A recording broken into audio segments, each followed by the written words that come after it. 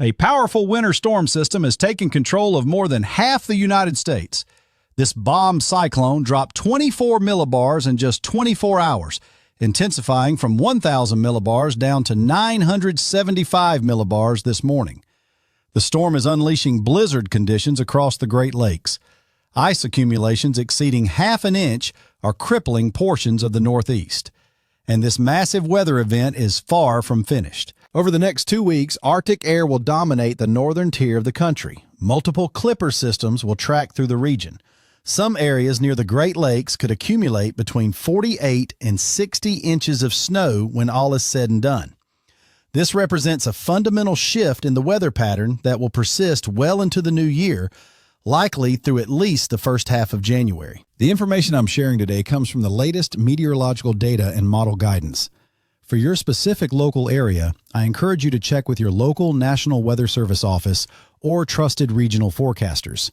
What I'm providing here is the broader atmospheric picture and the general forecast trends affecting millions across the central and eastern United States. Around the 2-minute 45 mark, we'll examine why this particular atmospheric configuration is so significant.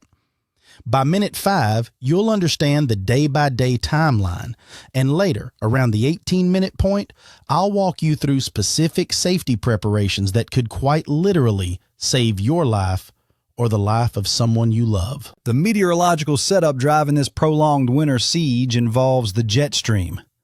Picture an atmospheric highway positioned unusually far south. This band of fast-moving air at high altitudes typically flows west to east across southern Canada.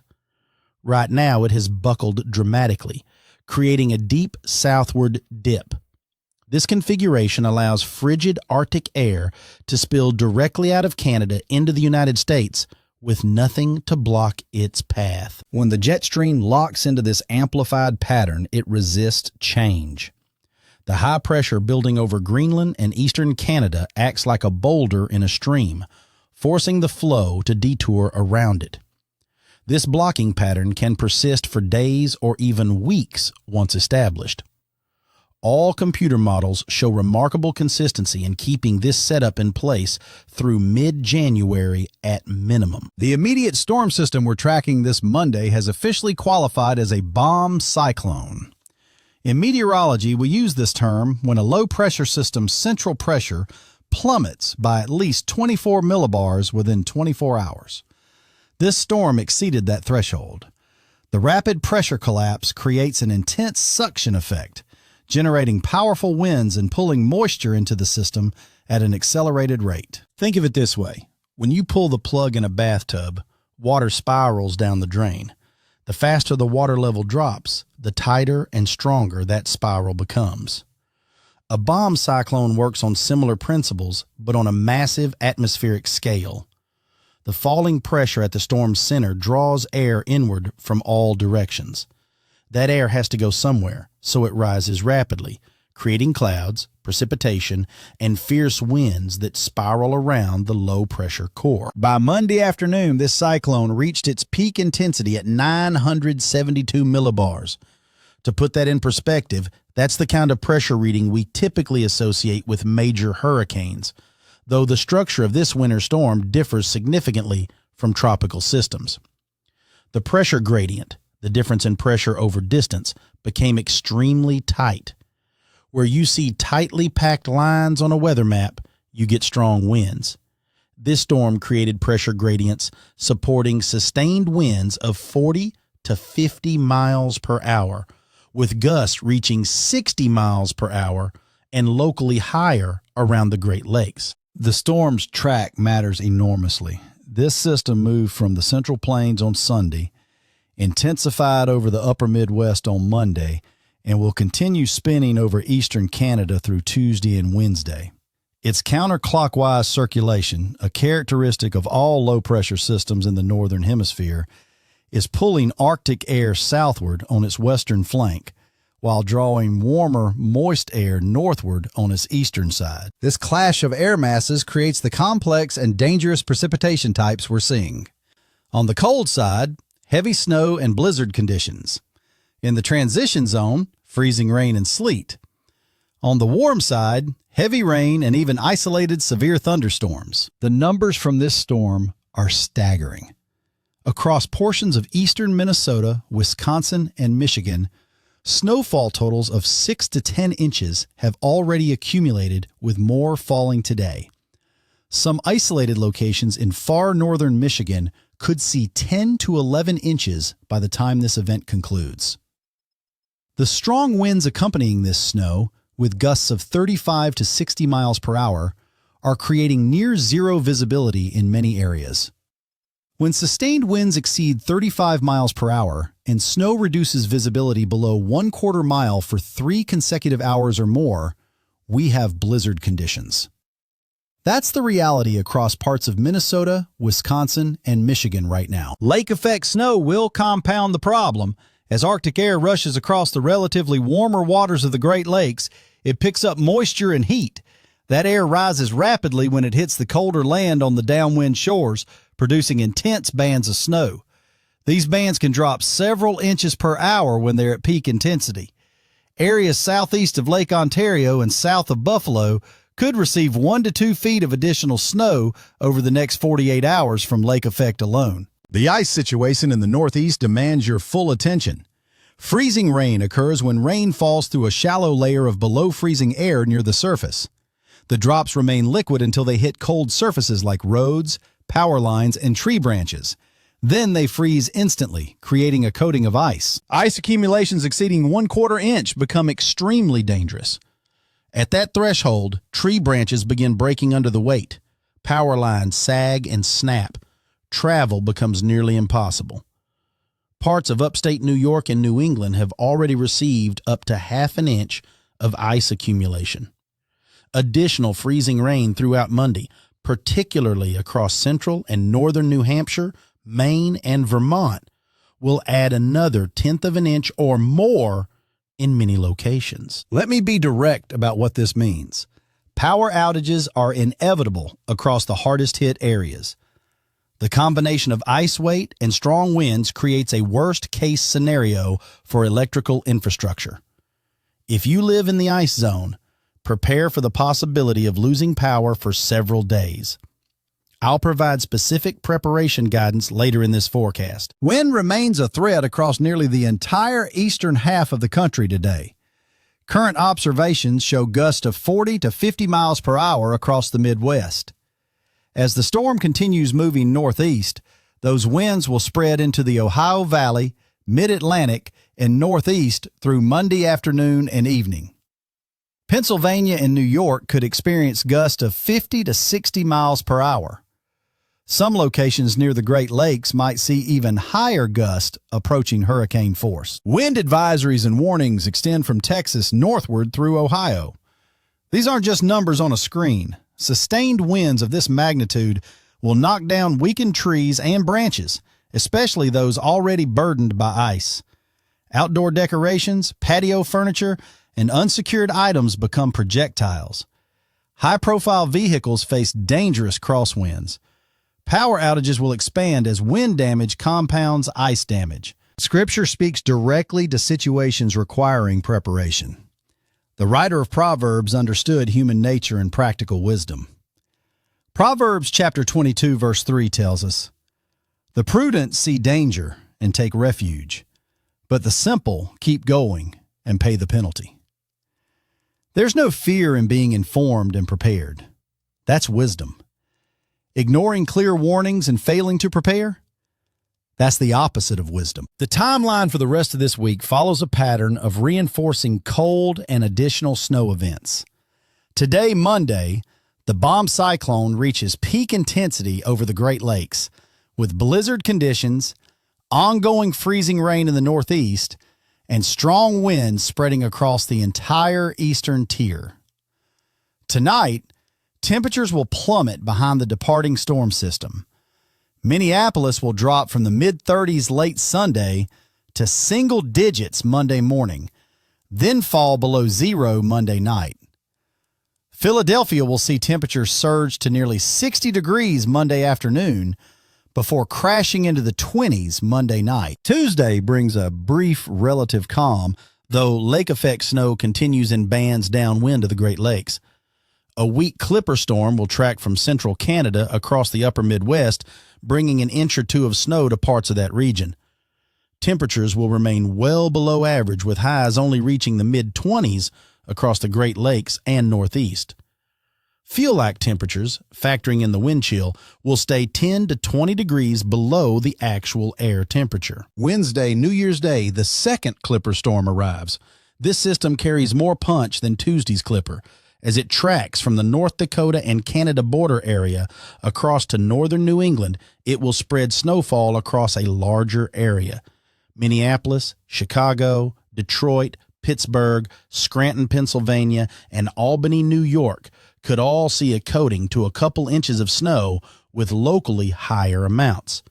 This won't be a major snowstorm, but it will maintain winter's grip and create slippery travel conditions right as people return to work after the holiday. Thursday and Friday, Arctic air remains firmly in place across the northern states. Another round of lake effect snow will set up, with the bands shifting position as winds change direction. Buffalo, New York sits in a particularly vulnerable location and will likely get hammered by heavy lake effect snow on multiple occasions this week. The city could see band after band training over the same areas, leading to significant additional accumulation. Looking ahead to next weekend, January 3rd and 4th, the pattern shows signs of another potential storm system. Models indicate increased precipitation chances across the Northeast, possibly bringing more snow to the region. The confidence on this isn't as high as the current event, but it's something to watch. What we do know with high certainty is that the cold pattern persists. No significant warm-up appears likely through at least January 15th. Extended guidance, the 2 to 4 week outlook, suggests this atmospheric blocking pattern will be slow to break down. Once these configurations take hold, they tend to maintain themselves. The physics behind this involves atmospheric momentum. Large-scale patterns don't change quickly. They require a significant influx of energy to disrupt the established flow. For those interested in the meteorology, we're dealing with a negative phase of the North Atlantic Oscillation and a negative Arctic Oscillation.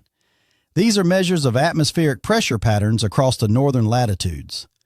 When both are negative simultaneously, it favors persistent cold across the eastern United States and creates favorable conditions for coastal storm development. It's a pattern we haven't seen this strongly established in several years. What does this mean practically? It means winter has settled in for an extended stay across the northern tier of the country. If you live from the upper Midwest through the Great Lakes and into the Northeast, prepare for sustained cold and multiple snow events through at least the first 2 weeks of January, probably longer. Now let me break this down region by region with specific impacts for your area. Starting with Minnesota, Wisconsin, and Michigan. This region is ground zero for the worst conditions today. The southwestern part of Minnesota into central Wisconsin faces all-out blizzard conditions, visibility near zero. Winds gusting to 60 miles per hour. Snowfall rates of 1 to 2 inches per hour at times. Travel is not just difficult, it's genuinely life-threatening. If you're on the road and conditions deteriorate to whiteout, you cannot see the road. You cannot see other vehicles. You cannot judge your position. Multiple vehicle pileups become likely. Western Michigan and the areas immediately downwind of Lake Michigan and Lake Superior will see the heaviest snow totals from this event. 3 to 6 inches of additional accumulation is expected across most of western Michigan. Northern Michigan could see isolated totals approaching 10 to 11 inches by Tuesday morning. Power outages are widespread already and will continue expanding as the combination of heavy snow and high winds stresses electrical infrastructure. The Great Lakes region overall needs to prepare for a prolonged period of lake effect snow activity. Every time Arctic air rushes across these relatively warmer lake waters, it picks up moisture. The temperature difference between the water and the air determines how intense the lake effect becomes. Right now, that difference is substantial enough to support very heavy snow bands. These bands are narrow, typically 20 to 40 miles wide, but where they set up, snow falls at impressive rates. Moving east into upstate New York, northwestern Pennsylvania, and New England, your primary threat is ice. The hardest hit zone runs from northern and northeastern Pennsylvania through upstate New York into Vermont, New Hampshire, and Maine. Ice accumulations of 1/4 to 1/2 inch are occurring across this region. In some locations, particularly near the border of Ontario and Quebec, Canada, including the capital city of Ottawa, ice accumulations could exceed 1/2 inch. Let me explain why 1/4 inch represents a critical threshold. At that level of ice accumulation, the weight on tree branches and power lines becomes enough to cause widespread damage. Trees that appeared healthy yesterday will have major limbs snap off today. Power lines coated in thick ice sag lower and lower. When the wind picks up, which it will, those ice-laden branches and lines start swaying. That's when they break. Cities like Bangor and Portland, Maine, Albany and Binghamton, New York, Scranton, Pennsylvania, and Burlington, Vermont, you're in the highest risk zone. Even if you only receive 1/10 or 2/10 of an inch of ice, that's enough to turn every road and sidewalk into a skating rink. Black ice will be prevalent. You won't see it until you're sliding on it. Power outages lasting multiple days are extremely likely across this region. The southeastern Great Lakes, including Cleveland, Detroit, and Buffalo, sit in a transitional area. You're getting a mix of everything: heavy snow at times, brief periods of sleet and freezing rain, then back to snow, then lake effect snow on top of all that. Buffalo's location makes it especially vulnerable to prolonged lake effect events. Depending on wind direction, the city can get buried under bands that park over the same area for hours or even days. For the major cities from Boston to New York to Philadelphia and south through Baltimore and Washington, your experience with this storm is primarily cold rain and high winds. While you're not dealing with the snow and ice like areas to your north and west, don't underestimate the impacts. Rainfall totals of 1 to 3 inches fell Sunday night into Monday across this corridor. That creates hazardous road spray on highways, reduces visibility, and can cause localized flooding in areas with poor drainage. The greater concern for these cities comes Monday night and Tuesday. As the Arctic front sweeps through, temperatures will crash. Philadelphia, you'll go from nearly 60 degrees Monday afternoon down into the 20s by Tuesday morning and struggle to reach freezing Tuesday afternoon. That rapid temperature drop creates a flash freeze situation. Any standing water on roads and sidewalks will turn to ice within minutes. Morning commuters on Tuesday will face treacherous conditions. Boston and New York, you'll experience similar temperature crashes Monday night into Tuesday. New York City will see snow flurries on New Year's Eve with temperatures in the low 30s, but feel like temperatures in the teens due to gusty west winds. For those planning to be in Times Square for the celebration, understand that standing outside in those conditions for extended periods creates real risk of hypothermia if you're not dressed properly. The Ohio Valley, including cities like Columbus, Cincinnati, Indianapolis, and Louisville, you're on the southern edge of the primary snow zone. You'll see snowflakes flying today with a dusting to perhaps an inch of accumulation in most areas. The rapid temperature drop is your main concern.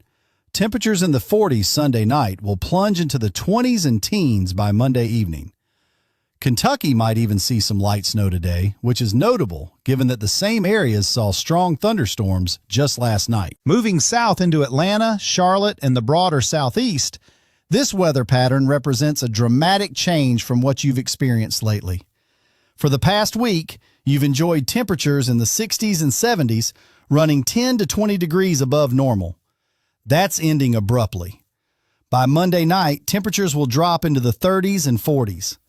Highs through much of this week will stay in the 40s to mid-50s, with a persistent breeze making it feel even colder. This might not sound extreme compared to what the northern states face, but it's a significant shock to systems not acclimated to cold. Exposed pipes become vulnerable. Plants that were doing fine last week might suffer damage. And the psychological adjustment from near 70-degree weather to the 40s happens fast. Houston and the Texas Gulf Coast, you'll experience a similar pattern. Near record highs in the 80s over the weekend will be replaced by highs in the 50s and 60s starting Monday.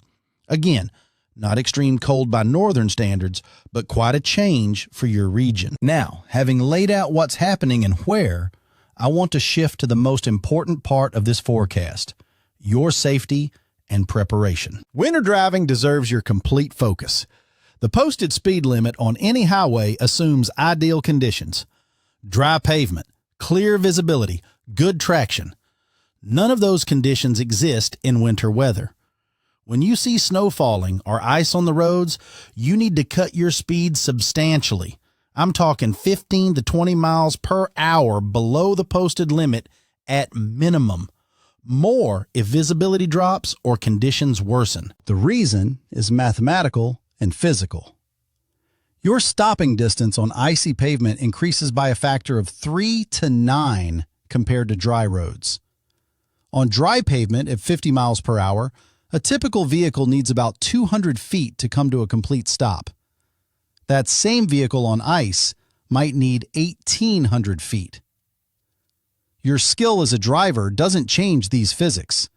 Experience doesn't override momentum and friction, or rather, the lack of friction. Following distance must increase dramatically.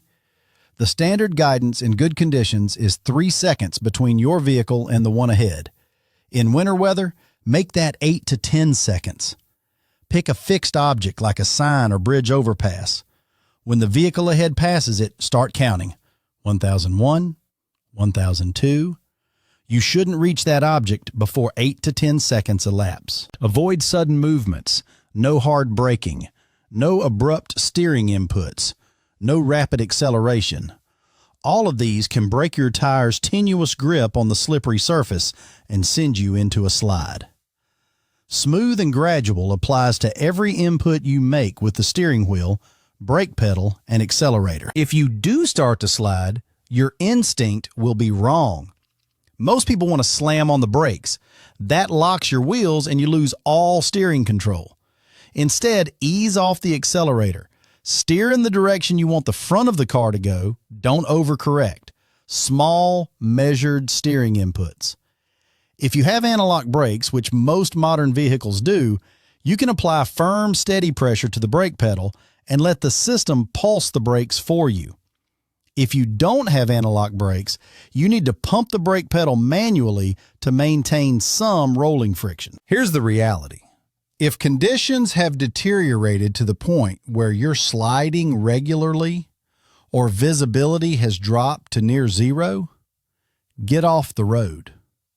No destination is worth your life.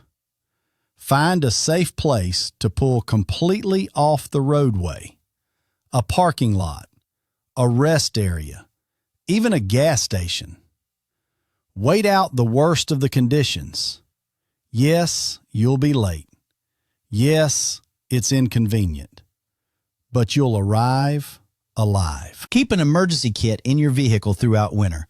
At minimum, you need a blanket or sleeping bag, flashlight with fresh batteries, first aid kit, water, non-perishable snacks, ice scraper, small shovel, sand or kitty litter for traction, and a phone charger.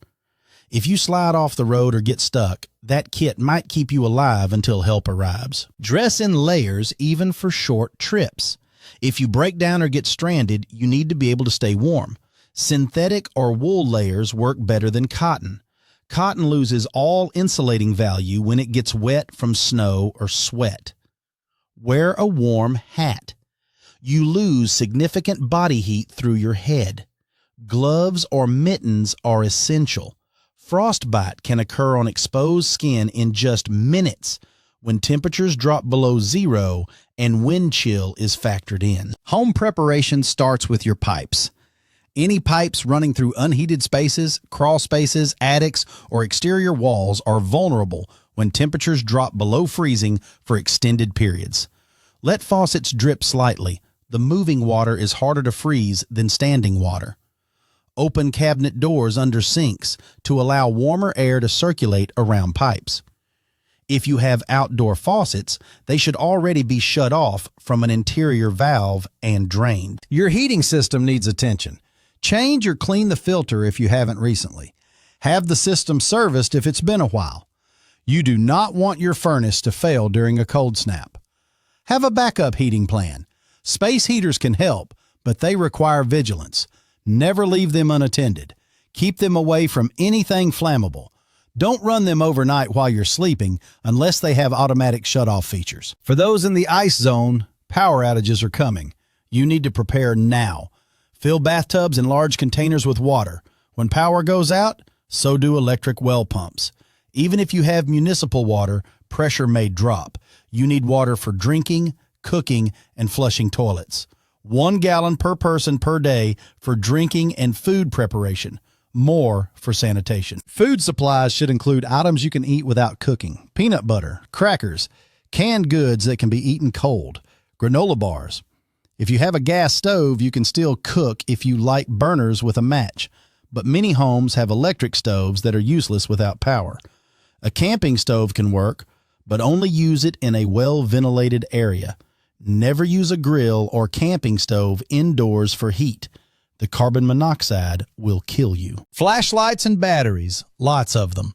Candles can work but present fire hazards. LED lanterns are safer and last longer. Charge all phones and portable battery packs now while you have power. A battery-powered or hand-crank radio lets you receive weather updates and emergency information when internet is down. Medications. If you or family members take critical daily medications, ensure you have at least a week's supply on hand. Sometimes weather delays pharmacy deliveries or prevents you from getting out to pick up refills. Check on your neighbors. This matters. Elderly folks living alone are particularly vulnerable during power outages and extreme cold. A quick knock on the door to make sure they're okay and have what they need can save a life. Offer to share resources. Offer to let them shelter in your home if their heat goes out. Community isn't just a nice idea. It's how we survive difficult situations. The Bible reminds us in Philippians chapter 2, verses 3 and 4. Do nothing out of selfish ambition or vain conceit. Rather, in humility, value others above yourselves, not looking to your own interest, but each of you to the interest of the others. When winter storms strike, we have an opportunity to live out that calling, to check on neighbors, to share supplies, to offer shelter or warmth. These aren't burdens, they're blessings. Cold weather health risks are real and often underestimated. Frostbite occurs when skin and tissue freeze. Fingers, toes, nose, and ears are most vulnerable because they're farthest from your core and have less blood flow. Warning signs include numbness, white or grayish-yellow skin, and skin that feels unusually firm or waxy. If you suspect frostbite, get into a warm environment immediately. Don't rub the affected area. That can cause more damage. Immerse it in warm, not hot, water around 104 to 107 degrees. Seek medical attention. Hypothermia is even more dangerous. It occurs when your body loses heat faster than it can produce it, causing your core temperature to drop below 95 degrees. Symptoms include uncontrollable shivering, confusion, slurred speech, drowsiness, and eventually loss of consciousness. Older adults and young children are most susceptible. If you suspect hypothermia, call 911 immediately. Move the person to a warm environment. Remove any wet clothing. Warm them gradually with blankets. Offer warm, non-alcoholic beverages if they're conscious and able to swallow. Wind chill makes cold weather far more dangerous. When wind hits exposed skin, it carries away the thin layer of warm air your body creates at the skin's surface. The stronger the wind, the faster you lose heat. With temperatures around 0 degrees and wind gusts of 30 to 40 miles per hour, frostbite can occur on exposed skin in under 10 minutes. That's why those feel-like temperatures matter. They're not just numbers for comfort. They're actual assessments of risk. Dress in layers when going outside in cold weather. Base layer should be moisture-wicking material like synthetic fabrics or merino wool. Middle layer provides insulation. Fleece or down work well. Outer layer should be windproof and water-resistant to protect against wind and precipitation. Cover your head, face, and hands. A scarf or neck gaiter over your nose and mouth helps warm the air before it enters your lungs. Limit time outdoors during extreme cold. If you must be outside, take frequent breaks to warm up. Watch for signs of frostbite or hypothermia in yourself and others. Don't ignore what your body is telling you. If you start shivering uncontrollably or feel excessively tired or confused, get inside immediately. Shoveling snow poses its own dangers, especially for those with heart conditions. The combination of cold air, physical exertion, and the strain of lifting heavy snow can trigger heart attacks. If you have heart disease or high blood pressure, talk to your doctor about whether you should shovel snow or hire someone to do it. If you do shovel, take it slow. Take frequent breaks. Push snow rather than lifting when possible. Lift with your legs, not your back. And stop immediately if you feel chest pain, shortness of breath, or excessive fatigue. Carbon monoxide poisoning kills people every winter. It's an odorless, colorless gas produced by burning fuel. Furnaces, water heaters, fireplaces, and vehicles all produce it. When these are working properly and properly vented, carbon monoxide exits safely, but malfunctions or improper use can cause it to build up indoors. Never use a generator, grill, or camping stove inside your home or garage. Never run a car in an enclosed garage, even if the door is open. Install carbon monoxide detectors on every level of your home and test them regularly. Symptoms of carbon monoxide poisoning include headache, dizziness, nausea, and confusion. If your detector goes off or you suspect exposure, get everyone outside immediately and call 911. As we look at the extended forecast beyond this immediate event, the pattern remains hostile through at least mid-January. Temperatures will run 10 to 15 degrees below historical averages across the northern tier of the United States. Additional clipper storms will bring periods of snow every few days. Lake effect snow will continue creating localized heavy accumulation downwind of the Great Lakes. The southern states will see a continuation of cooler than average temperatures as well, though nothing as harsh as the north experiences. You might see occasional nights dipping below freezing in places that have been quite mild lately. Protect sensitive plants. Disconnect and drain garden hoses. Know where your main water shutoff valve is in case a pipe does freeze and burst. Models continue to indicate that this blocking pattern remains firmly established. High pressure over Greenland anchors the whole setup. The jet stream stays displaced to the south. Arctic air has an open highway into the central and eastern United States. We might see brief 1 or 2 day moderations, but no sustained warm-up appears likely through January 15th at minimum. Some guidance suggests this could persist into late January. For those wondering about long-range climate patterns, we're in a La Niña phase. This refers to cooler than average sea surface temperatures in the equatorial Pacific Ocean. La Niña winters typically feature colder and snowier conditions across the northern United States and drier conditions across the south. This winter is following that script fairly well so far. La Niña patterns can last anywhere from several months to over a year. Current predictions suggest this one will continue through at least early spring. There's a possibility of coastal storm development in the week of January 6th through 10th. When you have very cold air in place across the interior and a storm system tries to move up the coast, you get the potential for significant winter storms affecting major cities. These setups can produce heavy snow for the I-95 corridor from Washington to Boston. The models aren't in strong agreement yet on exactly when or if this will happen, but the overall pattern supports the possibility.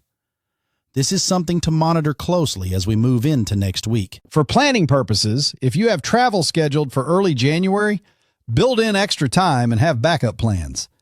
Airlines will likely face delays and cancellations during winter weather events. Highways become parking lots when snow falls heavily. What should be a 4-hour drive can turn into 10 hours or more. Or you might not be able to make the trip at all. Schools and businesses across the affected areas should prepare for potential closures or delays throughout the first half of January. Snow days are likely. Remote work options make sense when travel is dangerous. If you're an employer, consider the safety of your workers when deciding whether to open. Asking people to risk their lives driving in a blizzard to get to work is not reasonable. Let me remind you of Matthew chapter 6, verse 34, where Jesus teaches, "Therefore do not worry about tomorrow, for tomorrow will worry about itself. Each day has enough trouble of its own." This isn't a call to be unprepared. It's a call to focus on what you can control today. You can prepare your home. You can stock supplies. You can check on neighbors. You can reduce your driving. You can dress appropriately for the weather. Do those things. Then trust that you've done what you can. Worry and anxiety don't add a single hour to your life or stop a storm from coming. But practical preparation, guided by wisdom and faith, can see you through safely. There's a difference between fear and prudence. Fear paralyzes. It makes poor decisions. It hoards resources and ignores others. Prudence assesses the situation clearly and takes appropriate action. It prepares wisely and helps others do the same. The book of James chapter 2, verse 15 and 16 says, "Suppose a brother or a sister is without clothes and daily food. If one of you says to them, 'Go in peace, keep warm and well fed,' but does nothing about their physical needs, what good is it?" Faith in difficult times isn't just prayer and positive thinking. It's action. It's checking on the elderly widow down the street. It's sharing your generator with a neighbor who has medical equipment that needs power. It's opening your home to someone whose heat has gone out. These storms test not just our infrastructure, but our character. They reveal whether we'll pull together or pull apart. I urge you to choose community over isolation during this difficult weather pattern. We're all in this together. For those with pets and livestock, don't forget their needs. Pets need to be indoors during extreme cold. Their fur coats help, but they're not sufficient protection when temperatures drop below zero. Livestock need shelter from wind and precipitation. Ensure they have access to unfrozen water. This often means breaking ice multiple times a day or using heated waterers. Increase feed during cold weather. Animals burn more calories trying to stay warm. Wildlife struggles in extreme winter weather too. Bird feeders help. Suet provides high-energy food that birds need. Water sources become scarce when everything freezes. A heated bird bath can make a real difference for wild birds trying to survive. As we wrap up this detailed forecast, let me summarize the key points one more time. A bomb cyclone has brought blizzard conditions to the Great Lakes and dangerous ice accumulations to the Northeast. This storm will continue impacting the region through Monday night. Behind it, Arctic air settles in for an extended stay. Multiple additional snow events are likely through at least mid-January. Power outages are happening now and will continue, especially in the ice zone. Travel remains dangerous across the entire northern tier of the country. Your most critical actions in priority order. First, avoid unnecessary travel today and tomorrow if you're in the affected areas. Second, prepare for potential power outages if you haven't already. Water, food, heat, light. Third, check on vulnerable neighbors and family members. Fourth, dress appropriately for the extreme cold if you must go outside. Fifth, monitor local forecasts for updates specific to your area. This detailed information I've provided comes from analyzing the latest data, but your local National Weather Service office and regional forecasters will have the most accurate details for your specific location. Please check with them for local timing, specific amounts, and any watches or warnings in effect. We will continue to monitor this evolving situation closely and provide updates as conditions change. Weather patterns this persistent and significant require ongoing attention. Check back regularly for the latest information. God gave us the capacity to reason, to prepare, and to help one another. The scriptures in Proverbs chapter 3, verses 5 and 6 remind us, "Trust in the Lord with all your heart, and lean not on your own understanding. In all your ways submit to Him, and He will make your paths straight." Trust doesn't mean inaction. It means taking wise action while relying on God's strength and guidance. As we face these challenging weather conditions in the days and weeks ahead, may you find the wisdom to prepare well, the strength to help others, and the peace that comes from knowing you've done what you can and trusting God for the rest. Stay safe, stay warm, look out for one another, and may God bless you and keep you through this winter storm and the cold pattern that follows.